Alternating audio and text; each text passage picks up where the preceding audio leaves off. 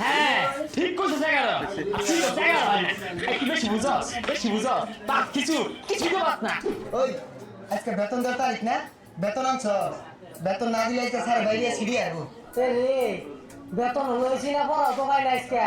আজকে ফিটনা মাপ নাই রে সারা মাস প্রাইভেট পড়ার কত আসল পাইরা মাসের 1 তারিখ দিগুলো মানে প্রাইভেটে টিয়ানা দে এই তো কোথাও জায়গা আছে টিয়ানা লাগছে তুই কে গাইরা আনু যাও আর রইবই ডরাইলে লাভ নাই বাচ্চারা sit down please good very good